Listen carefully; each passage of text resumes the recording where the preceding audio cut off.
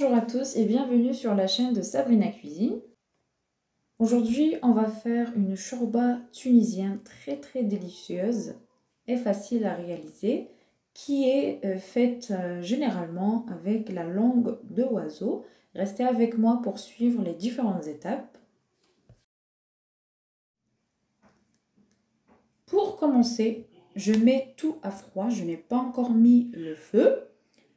Je mets un gros oignon coupé en morceaux comme ceci, 2 feuilles de laurier, un morceau de viande d'agneau.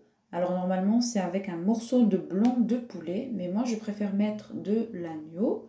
Ensuite, je le retire à la fin de la cuisson et je le coupe en petits morceaux et je le rajoute à la sauce.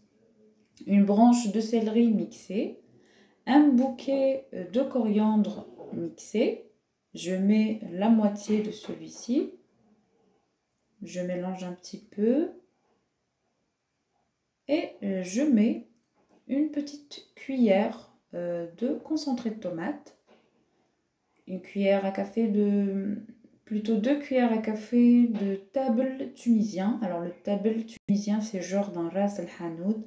C'est des épices mélangées. Donc vous mettez un petit peu tout ce que vous avez dans le placard. Du sel, du curcuma, 2 gousses d'ail.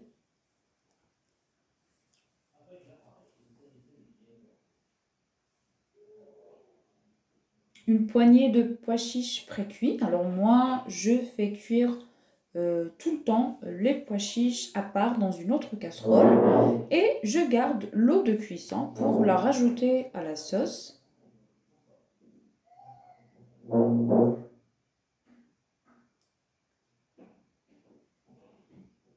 Je mets environ un demi-verre d'eau chaude. Toujours mettre de l'eau chaude.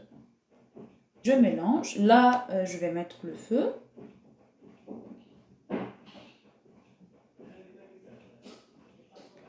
Et je laisse cuire pendant 5 minutes. Je reviens pour mélanger un petit peu pour voir si ça n'a pas collé au fond.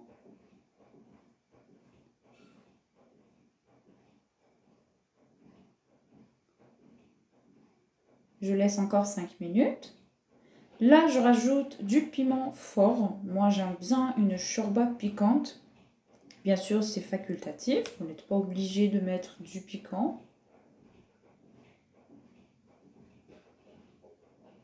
Vous pouvez mettre du paprika doux à la place du piment fort.